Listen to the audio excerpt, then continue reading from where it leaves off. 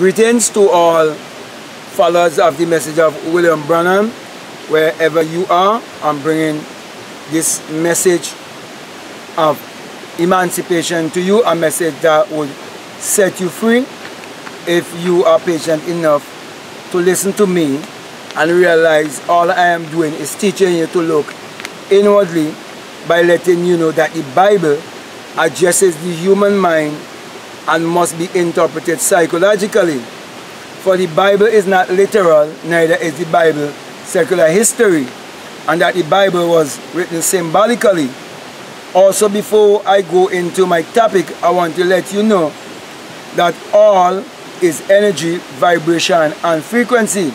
So when you understand that everything is energy, vibration, frequency, and you really allow yourself to think clearly, you would realize that the whole message of William Branham, it was based on energy, vibration, and frequency. And that message could not be preached to you because it was a message of symbology. That's the reason why I want to help you by teaching you who is God. Now, if you ask any religious person who is God, they're going to say God is the creator. Then when you ask them who's the creator, they're going to say he's the Almighty. When you ask them who's the Almighty, they're going to say the All-Knowing and so on. And when you keep asking them, because they're not answering the question, they're going to turn around and curse you. They're going to turn around and judge you. They're going to turn around and condemn you. But my friends, I'm not here to judge or condemn anyone, because if I judge you, I'm judging myself. If I condemn you, I'm condemning myself, because there's only God in the world. And you have to know who is God. Now, this is what the Bible says in St. John 1 and verses 3. It says, all things were made by him, and without him was not anything made that was made. Now, many people believe that him is speaking about a man 2,000 years ago, or someone outside of themselves, or someone in the sky. But that him is only a personification of the human imagination, which is the creator in man. For everything in this world that has ever been made, it was first imagined. It was first a thought. It was first an idea. And everything else that ever going to be made, it must first be a thought. It must first be imagined. It must first be an idea. And even those who read their Bible, in Genesis 1, they will tell you that God spake and it became manifestation. God said, let there be, and there was. Now, if we look at a word is a thought expressed. And if God speak, it means God has a mouth. So my brother, my sisters, when you read the Bible and you read Psalms 82, you'll realize that the Bible says that we are gods. Nevertheless, you shall die as men. You're going to die like a man. Okay? Because he wanted you to understand that death is only a transfer of life. It's just an expansion of life. Now, God is your own human imagination, which is the creator in man. Not a man in the clouds. Not a man in the sky as most people believe. No. Everything that you see on the outside is only an outer projection of the world that is within you. So you see the sun, the moon, the stars, all of these things, they are within you. And you're beholding the outer projection. Now, for example, if you look at a flash drive, you can't see anything. But there's so much thing that is downloaded on the flash drive. But if you put the flash drive into a computer, it would reveal all the hidden things that is there downloaded in the flash drive. Do you know that a computer was first a thought? Do you know that a computer is a replica of a man? Do you know that you have a hardware, which is this, and you have a software, which is the invisible you? Do you know this outer body is the outer expression of God? This is the house that God lives in. Do you know that Acts 17 tells you that God don't dwell in temples made of hands? Do you know that God is the one who leaves this house, and when he leaves this house, you gonna suffer what they call death? Because once the life leave this body, because God is life, there won't be no more life. God is life and life is God. You can't separate God from life or life from God. So my brother and my sisters, religion is to keep you separated. Religion is to keep you from your oneness. Politics is to keep you from your oneness. And education, because all form of education came from the human imagination. The book was first imagined. The bench and the desk was first imagined. So all of the teachers are actually fake teachers who doesn't even know better. Even the Bible that you're reading, it had to first be a thought.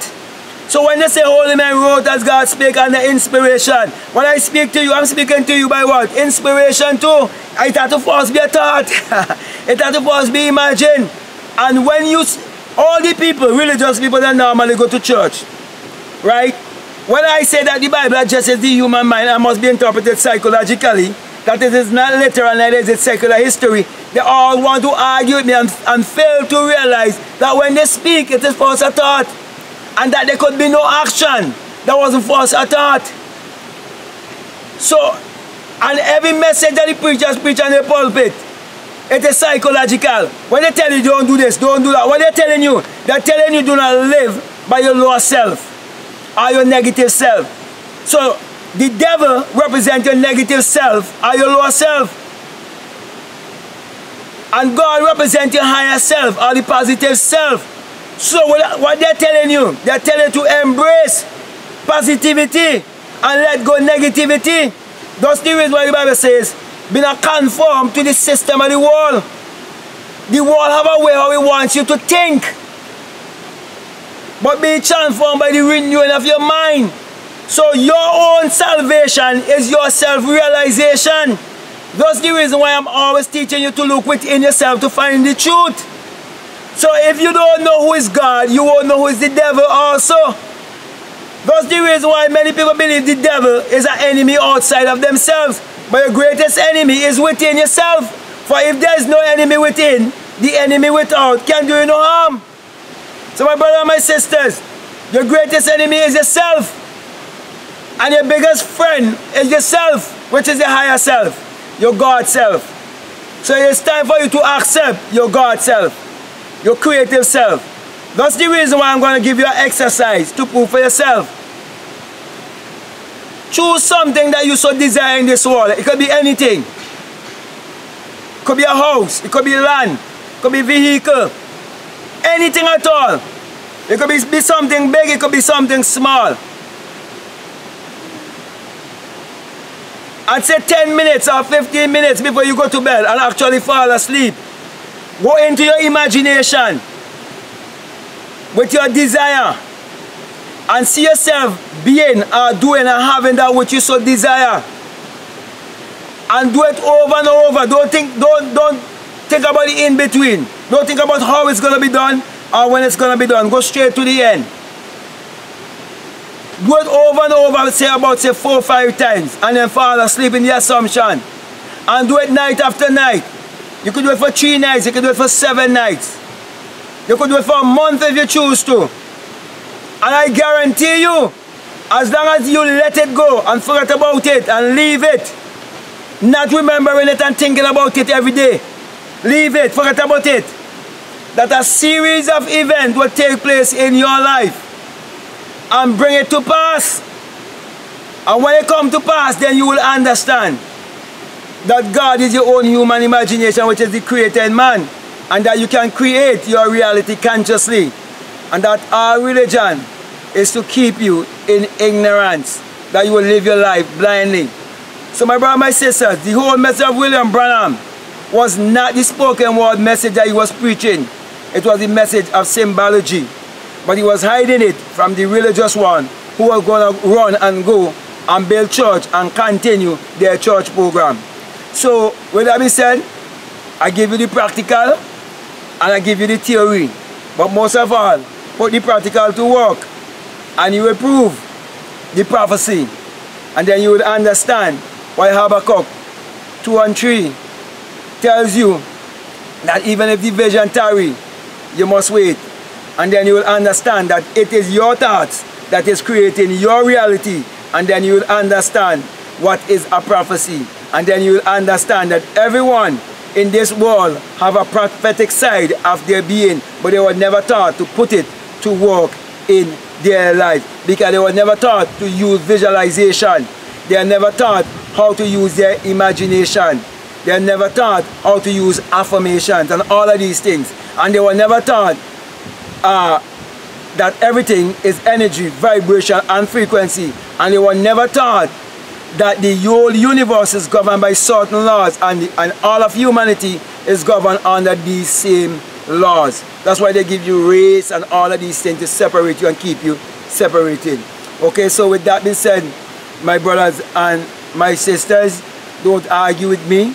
Don't come on this channel and making comment when you get something practical to do. Put it to test, and then you can challenge me after you put it to test and see for yourself. But remember, there's a lot of gestation teaching you that everything has its own time and season. So learn to be patient. So with that being said, I want to thank you very much. And each message I bring to you, it is a message of the singular eye message of self-realization, of which Matthew 6:20 tell you, if I be single, your whole body will be full of light. That's the reason why I always give you the sign of the singular eye. Because when you have the experience, you will have the new birth. You will have the birth from above. You will burst your crown chakra and become invisible. And know you descend to preach the message or teach the message of the invisible. Teaching each and everyone to look within, to find the Christ within, to find discover the God within. And you'll come to realize that that experience is the rising of the S-U-N in a S-O-N. And then you will understand why Psalms 84:11 says the Lord thy God is a S-U-N. And why Malachi 4:2 says the Son, as in the S-U-N of righteousness, shall arise in you with healing in his wings, speaking of the S-U-N as if it is speaking of a person. And you come to realize that without the Son, there is no life and there is no light.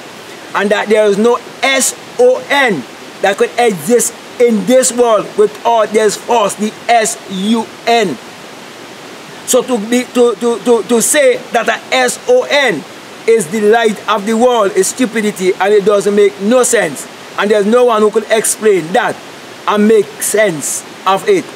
Okay? And then you will also realize that there's no way that one man, that one woman can come out of a man, and after that every man that comes into the world comes out of a woman. Then it will mean that the omnipotent and omniscient and omnipresent God had a change of mind. He learned. He had a new thought. So my brother and my sister, there's so much that you need to discover. There's so much you need to know. So when you have the experience and you come to realize that without the Son there is no life and there is no light, you will also come to realize that without the human imagination also, there isn't anything made that was made. And that the Son parallels the human imagination, and the human imagination parallels the Son, and the Son is what powers all of humanity. Therefore, my brother and my sisters, I'm encouraging you to use your mind power to achieve your every desire and discover that the Creator is within you. So with that being said, I want to say peace, love you all. I'm out.